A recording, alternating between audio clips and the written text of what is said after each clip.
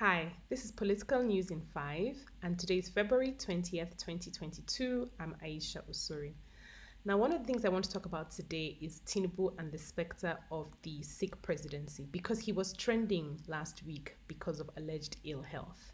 Something that's not unreasonable for Nigerians to be talking about considering the amount of time he's spent in the UK over the last couple of months for medical care.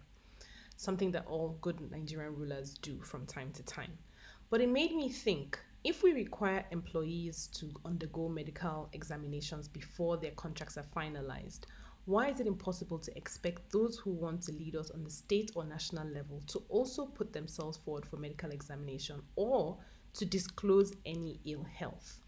Unfortunately, our Nigerian laws, not the Constitution or the Electoral Act, do not require any candidates to disclose a medical condition before they contest an election. However, Section 144 of our Constitution does make it a grounds for impeachment if anyone is unable to discharge the functions of their office due to anything, including ill health. Unfortunately, Nigeria is not alone in this. Kenya, the United States, none of these countries require candidates to make a disclosure if they're ill. This is one of the reasons why Woodrow Wilson, a former US president, could hide the fact that he'd had 3 strokes before he became president, something that actually haunted him later on because he did become quite ill when he was in office.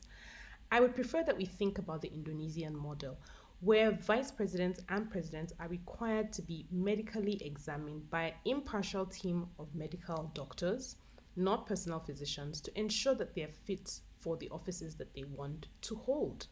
This issue of privacy does not arise because you don't have to be president if you want to be private.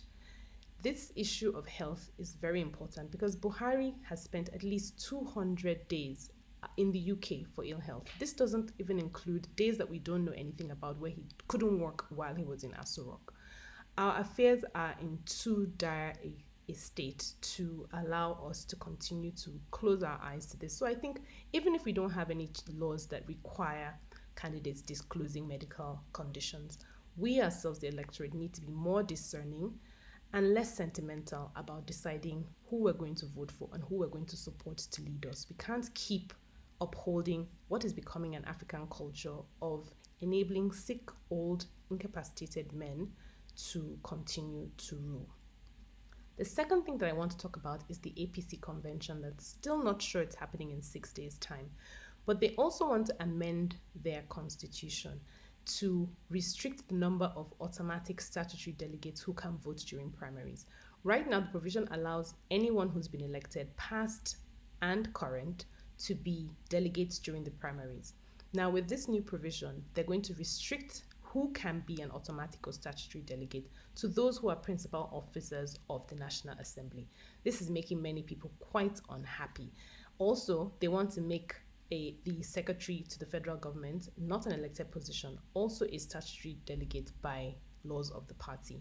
It seems quite undemocratic, and it also seems like APC is trying to model itself across the lines of the Chinese Communist Party, the Politburo, where those who make the decisions are a small clique of men who hold all the power.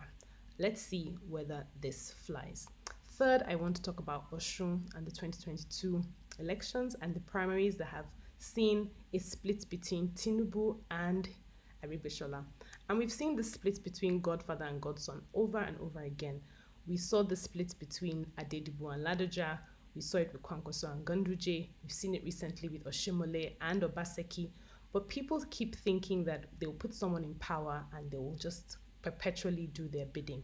This should be a warning for those who are promoting Godwin Emefiele because he's been a loyal Jim Ovia man and an even more loyal and compliant CBN governor.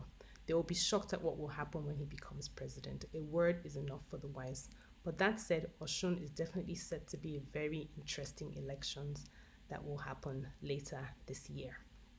And then finally, civil society are calling for February 22nd to be a national day of protest and demand that President Buhari sign the Electoral Act into law.